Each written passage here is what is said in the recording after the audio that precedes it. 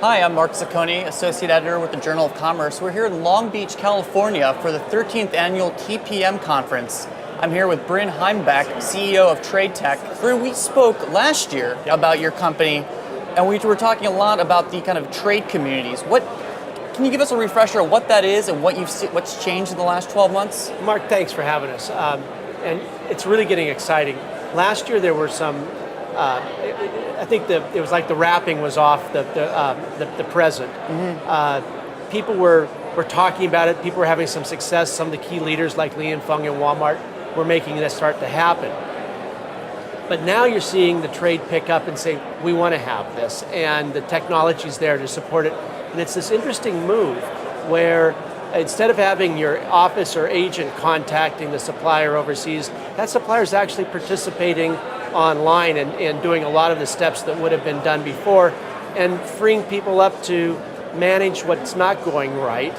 Or handle the exception, as opposed to getting bogged down in just simply managing the administration of this large amount of data that has to be reprocessed from this environment into this environment so they can be set over to yet this other environment. So with this kind of automation here, what's going on in terms of using more of the web technology to get that usability and also have that in time, right away results so shippers can see where it's going?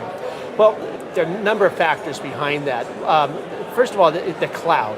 Okay. The promise of the cloud, this geography, or this system that knows no geography, allowing people to be in the system, whether they're inside the company or outside the company, whether they're on the road or in the office, that's a huge component of it.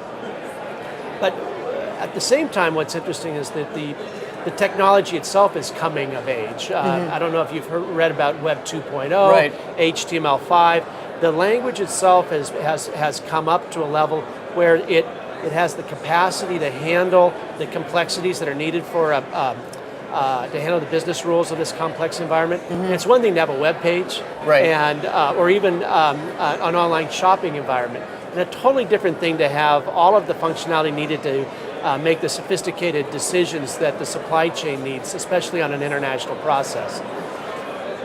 The big thing that was holding everybody back was a question of where's the server going to be, or speed of delivery. And if you didn't have the server locally, you just couldn't have the speed that was necessary. And HTML5 has this capacity to deal with a limitation in bandwidth, which is what we're finding. Some places it's great, but they're not all South Korea. No, we've all come to understand that it's not going to be great everywhere, and we just need to live with that. But the server capacity is beyond what we need, and now what we're focusing on is the interface itself. And there's this decoupling that's happening. The interface itself is able to work with the local PC to pull power from the PC to do a lot of that processing. So everybody else feels like they're local. Right. I.e., it's fast, it's real time, all the time, everywhere.